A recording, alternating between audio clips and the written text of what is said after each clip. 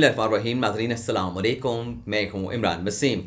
नाज़रीन आज 14 मार्च है, दिन है पीर का और साल 2022। नाज़रीन बिला आखिर वज़ीर आज़म इमरान खान साहब ने वो फ़ैसला कर ही लिया जिसका बड़ी शिद्दत के साथ इंतज़ार किया जा रहा था। वफाकी वज़ीर फवाद चौधरी ने भी ख़बर की बाकायदा तस्दीक कर दी है। इसके अलावा नाज़रीन आज के रोज़ शहर इक़्तिदार में और शहर लाहौर में अदम एतमाद की तहरीक को लेके 3 अहम इजलास और 8 अहम मुलाकातें हुई हैं। तो आज के इस प्रोग्राम में इन सारे मौज़ूआत पर आपके साथ हम गुफ्तगू करेंगे, इन टॉपिक्स की तफसीलात आपके साथ शेयर करेंगे। तो गुफ्तगू का आगाज़ करते हैं। आज का हमारा जो आखिरी मौजू है, शहर इक़्तिदार में और शहर लाहौर में अदम एतमाद की तहरीक से मुतल्लिक़ जो अहम इजलास, अहम मुलाकातें हुई हैं, उनका अहवाल आपके साथ शेयर करेंगे और ये आपको बताएंगे कि इन मुलाकातों से, इन अहम मीटिंग से मुल्क की सियासी मंजरनामे पर क्या तब्दीली देखने को मिली है और इन मुलाकातों से ख़ास मैसेज क्या मिलता है, वो भी आपके साथ हम शेयर करेंगे। तो सबसे पहले तो आप नाज़रीन एक इन मुलाकातों का पैटर्न समझ लें। अब तक की नाज़रीन जितनी भी मुलाकातें हुई हैं, हमने ये नोट किया है कि जितनी भी हुकूमत की इत्तेहादी जमातें हैं, चाहे वो काफ लीग है, चाहे वो अपना MQM है, चाहे वो GDA है, चाहे वो BAP है यानी बाप है, किसी भी इत्तेहादी जमात ने अभी तक वज़ीर आज़म इमरान खान के साथ जाकर मुलाकात नहीं की। बल्कि ख़बर यह है कि BAP को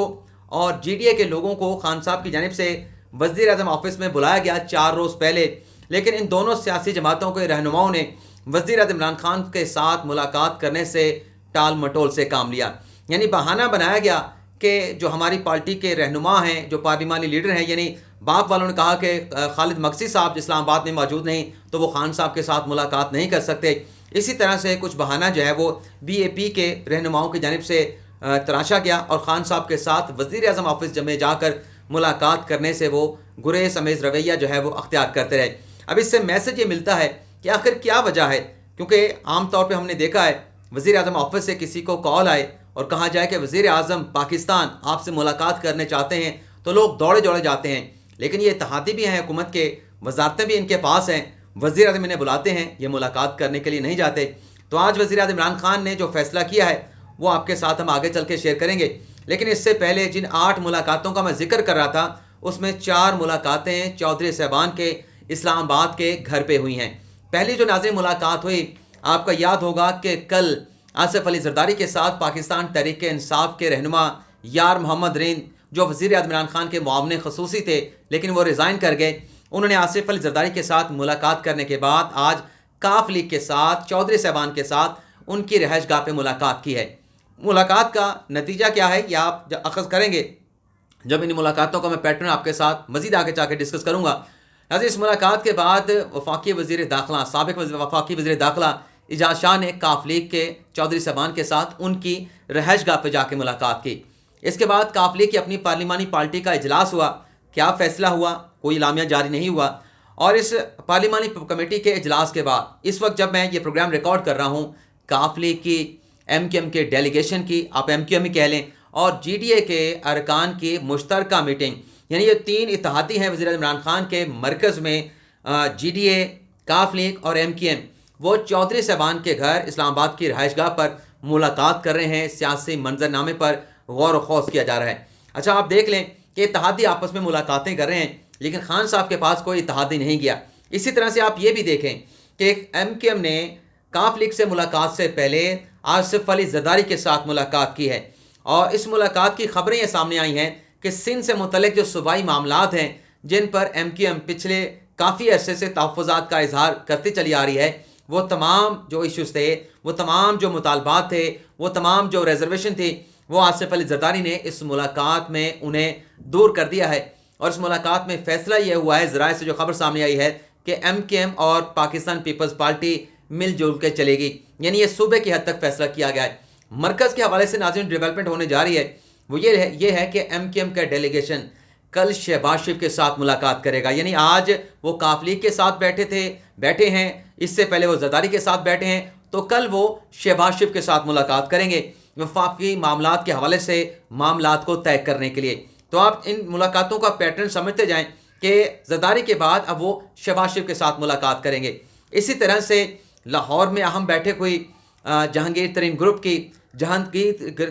گروپ کا جو اجلاس ہوا، اس میں ناظرین جو اکثریت تھی، اکثریت کا یہی کہنا تھا کہ ہمیں اس حالات میں جب وزیر اعظم کے خلاف عدم اعتماد کی تحریک آ چکی ہے تو ہمیں حکومت کی بجائے جو ہے وہ اپوزیشن کے ساتھ جانا چاہیے. بیشتر اکثریتی ارکان کا یہ کہنا تھا کہ جہانگیر ترین کے ساتھ جو کچھ ہوا، جس طریقے سے انہیں سیاسی انتقام کا نشانہ بنایا گیا، ہمیں اب حکومت سے، prime minister of Pakistan Imran Khan سے اس کا ریونج لینا چاہیے، بدلہ لینا چاہیے. تو ایک یہ ملاقات ہوگی کہ حکومت کے اپنے جو لوگ ہیں، جس میں ایم پی ایس بھی ہیں، ایم این ایس بھی ہیں، جنہیں جہانگیر ترین گروپ کا نام دیا گیا ہے، ہم خیال گروپ کا نام دیا گیا ہے، وہ حکومت کے خلاف اپوزیشن کو سپورٹ کرنے کی بات کریں. لیکن اس سے بڑھ کر ڈیولپمنٹ یہ ہے کہ پہلی مرتبہ یہ دیکھا گیا ہے کہ کسی ہم خیال گروپ کے حکومت کے ارکان کے ساتھ اپوزیشن کا کوئی لیڈر، شریف خاندان کا کوئی فرد جو ہے ملاقات کرنے کے لیے گیا ہے. کیونکہ آج حمزہ شہباز شریف جب جہانگیر ترین گروپ کا اجلاس ختم ہوا تو وہ جہانگیر ترین کے گھر گئے ہیں، انہوں نے ان کا استقبال جو ہے وہ اون چودھری نے کیا ہے. تو یہ معاملات کس طرح بڑھے ہیں آپ اس کا اندازہ لگا سکتے ہیں. ہم نے آپ کو خبر دی تھی کہ پنجاب میں بھی فیصلہ کر لیا گیا ہے کہ عثمان بزدار کے خلاف عدم اعتماد کی تحریک لائی جائے گی، اور اس حوالے سے حمزہ شہباز شریف نے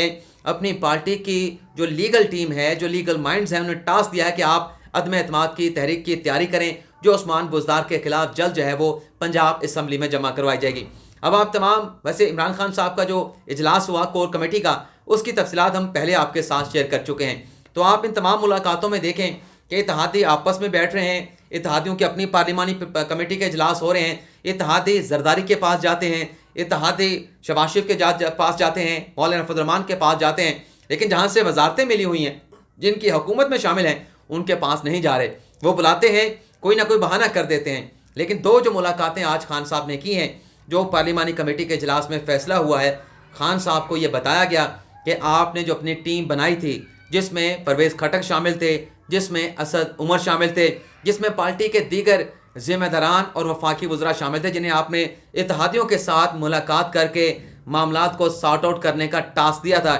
ہم نے اپنی بھرپور کوشش کر لی، لیکن اتحادی جو ہے وہ ہمیں کسی قسم کی کمٹمنٹ دینے کو، کسی قسم کی یقین دہانی کرانے کو تیار نہیں. وزیر اعظم عمران خان کو یہ بھی بتایا گیا کہ اتحادیوں کے رویوں سے یہ لگتا ہے، اتحادیوں کے بیانات سے یہ لگتا ہے کہ ان کا جھکاؤ اپوزیشن کی طرف ہے. لیکن ساتھ ہی ساتھ بہت سارے لوگوں کا کور کمیٹی میں جو شامل ہے، ان کا یہ بھی کہنا تھا کہ ہمارے پارٹی کے لوگوں کی جانب سے احتیاط جو ہے وہ چھوڑا گیا اور ایسی غیر محتاط گفتگو کی گئی جس کا ہمیں خمیازہ بھگتنا پڑ بھی رہا ہے، اور آگے بھی اس کا خمیازہ ہمیں بھگتنا پڑے گا. کیونکہ پارٹی کے لوگوں کی جانب سے بتایا گیا کہ ایک تو شیخ رشید صاحب جو کہ ایک ایم این اے ہونے کے باوجود، یعنی ان کی پارٹی کی ایک سیٹ ہے اور ہم نے انہیں ایک بڑی منسٹری وزارت داخلہ دے رکھی ہے، ان کے سٹیٹمنٹ کی وجہ سے ہمارے اتحادی قافلے کو دھچکا پہنچا ہے اور انہوں نے اپنی ناراضگی کا اظہار بھی کیا ہے. پھر یہ بھی بتایا گیا کہ صرف شیخ رشید نہیں بلکہ ہماری پارٹی کے لوگوں کی جانب سے بھی ایسے بیانات دیے گئے. یعنی کبھی کہا جاتا ہے کہ ہمارے لوگوں کو خریدا جا رہا ہے، یعنی یہ میسج دیا گیا کہ ہماری پارٹی کے جو ایم این اے ہیں، جو ایم پی ایس ہیں،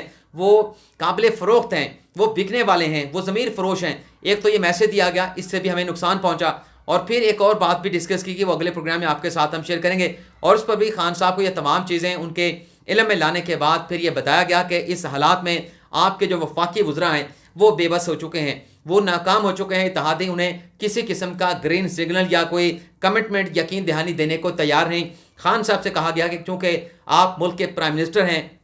آپ پاکستان تحریک انصاف کے چیئرمین ہیں، اور یہ اتحاد، یہ جو جماعتیں کاف لیگ ہے، ایم کیو ایم ہے یا جی ڈی اے ہے، یہ آپ کے ساتھ جو ہے، آپ کو دیکھ کر آپ کے ساتھ اتحادی بنے تھے مرکز میں اور صوبے میں، جہاں جہاں آپ کی حکومت ہے. تو آپ کو خود ان کے پاس چل کے جانا پڑے گا. یہ اگر آپ کے پاس نہیں آ رہے تو یہ آپ کے لیے اچھا سائن نہیں ہے، اس سے ہمارے لیے نیک شگون نہیں ہے. تو آپ کو خود جو ہے اسٹیئرنگ سنبھالنا ہوگا، آپ کو بالنگ اینڈ کے اوپر خود آ کر بالنگ کروانا ہوگی. بصورت یہ کہ پھر صورتحال آگے آنے والے دنوں میں ہمارے لیے خراب ہو سکتی ہے. تو یہ تمام چیزیں بتائی گئی، جس کے بعد خان صاحب نے آج جی ڈی اے کے ڈیلیگیشن کے ساتھ ملاقات کی ہے. ویسے ڈیلیگیشن بتایا گیا، ڈیلیگیشن میں فہمیدہ مرزا صاحبہ تھیں، اس میں ان کے خامن تھے اور ساتھ ساتھ ایک اور ان کے پارٹی کے لوگ موجود تھے. زیادہ کوئی بندے نہیں تھے. یعنی فہمیدہ مرزا کے ساتھ ملاقات کی. اس کے بعد خان صاحب جو ہے وہ باپ کے لوگوں کے ساتھ، باپ پارٹی کے جو پارلیمانی لیڈر ہیں خالد مقصی کے ساتھ ملاقات کرنے کے لیے، اور بی اے پی کے دیگر ایم این ایس کے ساتھ ملاقات کرنے کے لیے پارلیمنٹ لاجز پہنچے ہیں. ان کے ساتھ شاہ محمود قریشی بھی تھے، اسد عمر بھی تھے.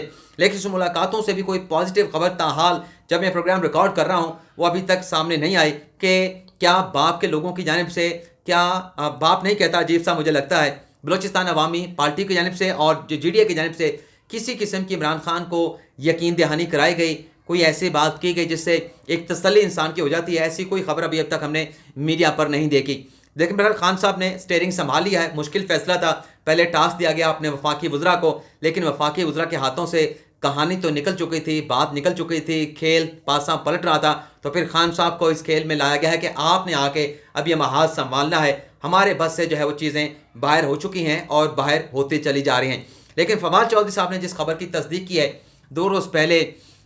ہم نے ایک پروگرام کیا تھا جس میں ہم نے آپ کو بتایا تھا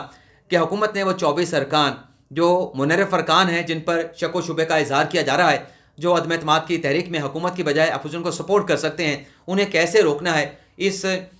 24 لوگوں کو روکنے سے متعلق ایک بڑا خوفناک قسم کا منصوبہ حکومت نے بنایا ہے، جس سے پولنگ کے روز جب قومی اسمبلی کے حال میں عدم اعتماد کی تحریک پر پولنگ کروائی جائے گی، اس روز بڑے تصادم کا خطرہ موجود ہے، اور اس تصادم کی وجہ سے کوئی بڑی خون ریزی بھی ہو سکتی ہے۔ اپوزیشن اور حکومت کے ارکان، اپوزیشن اور حکومت کے ووٹر سپورٹر ایک دوسرے کے آمنے سامنے آ سکتے ہیں۔ ہماری خبر کے اوپر بہت سارے لوگوں نے باتیں کی، ابھی بھی باتیں کرتے رہتے ہیں، جھوٹا کیا کیا باتیں کرتے رہتے ہیں، اللہ تعالیٰ جو ہے وہ سب دیکھ رہا ہے، نیتوں کے حال بھی اللہ جانتا ہے، اور سرخرو بھی خدائی کرنے والا ہوتا ہے، اللہ سے بڑھ کے کوئی کارساز نہیں ہوتا۔ تو ہم نے جو خبر دی تھی کہ حکومت نے خوفناک منصوبہ بنایا ہے ان 24 ارکان کو قومی اسمبلی کے تک پہنچنے تک کہ اپوزیشن کے 172 نمبر پورے نہ ہو سکیں، فواد چودھری صاحب نے اس کی تصدیق کر دی ہے۔ فواد چودھری صاحب کا بیان آپ خود جا کے دیکھ سکتے ہیں، جو میرے ساتھ اختلاف کرتے ہیں وہ جائیں اور یوٹیوب کے اوپر ان کا بیان نکال کے دیکھیں، ویب سائٹ پہ ان کا بیان پڑھیں، اور مختلف اخبارات میں آپ ان کا بیان پڑھ سکتے ہیں، جس میں فواد چودھری صاحب یہ کہتے ہیں کہ وہ جو ہمارا مجمع ہوگا ہزاروں کا، ان ہزاروں کے مجمع میں سے جو ہمارے خلاف ووٹ دینے والے ہوں گے وہ اسی مجمع سے گزر کے جائیں گے اور اسی مجمع سے گزر کر واپس آئیں گے۔ تو یہ کیا میسج دیا گیا ہے ان لوگوں کو جن پہ شبہ کیا جا رہا ہے؟ یعنی اگر آپ نے اس روز ہم نے یہ فیصلہ کیا کہ ہم نے قومی اسمبلی کے اجلاس میں نہیں جانا، اگر آپ جائیں گے تو ہماری پارٹی کے لوگوں کے اندر سے گزر کے جائیں گے، آپ کو راستہ دینا ہے نہیں دینا، آپ کا کیا کرنا ہے، آپ کے ساتھ کیا سلوک کرنا ہے، اور اگر آپ چلے بھی جاتے ہیں تو واپسی پر آپ نے اسی راستے سے آنا ہے، تو آپ کے ساتھ کیا سلوک ہوگا، یہ پیغام دے دیا گیا ہے۔ ظاہر سی بات ہے ان ارکان کو روکا جائے گا تو اپوزیشن بھی مزاحمت کرے گی، اپوزیشن بھی کوشش کرے گی ہم نے لوگوں کو نکال کے جانا ہے، تو پھر تصادم بھی ہوگا اور خون ریزی بھی ہوگی۔ تو ناظرین یہ ہماری خبریں اور ان کی تفصیلات آپ سے زیادہ چاہتے ہیں، اللہ تعالیٰ آپ کا حامی و ناصر ہو، دعا میں یاد رکھیے گا۔ اللہ حافظ۔